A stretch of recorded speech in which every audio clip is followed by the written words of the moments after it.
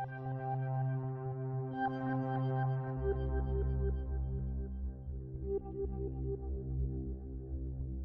reason I wrote The Psychology of Effective Studying is that the research indicates that the majority of students don't go about their studies effectively. And what I mean by effectively are approaches to studying that the psychological literature has shown work well.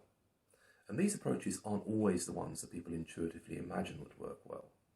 Of course, the consequences of not studying effectively are that people often don't enjoy the process of learning and don't get the grades they want. So the reason I wrote the book was to try and empower students to study effectively so they can get the grades that they want and they can enjoy the process of studying much more.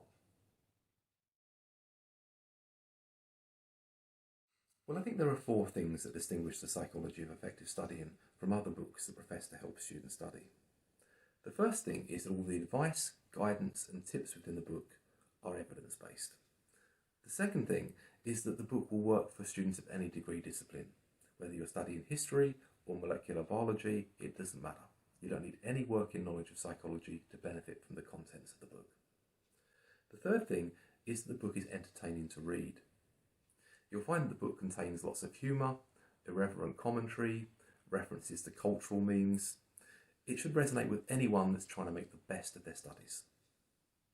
And finally, I've tried to keep the information offered within the book very focused on the most important elements of studying for a degree. So you won't be presented with a book that's 500 pages long and contains about 20 different chapters. I've kept things to the bare minimum so you can digest the information within and you'll have a good chance of easily implementing the advice offered.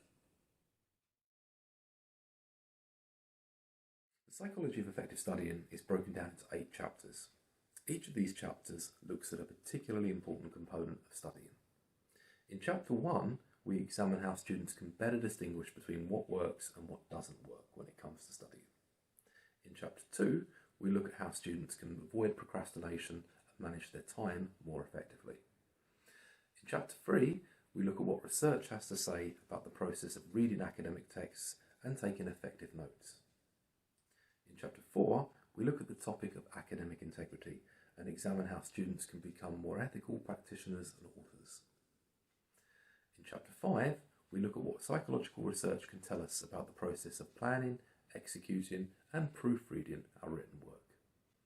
In Chapter 6, we examine how students can better function in the context of a team and work more effectively with other people.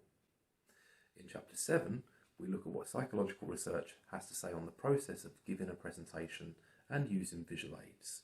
And in Chapter 8, the book concludes by looking at what psychology has to say about effective methods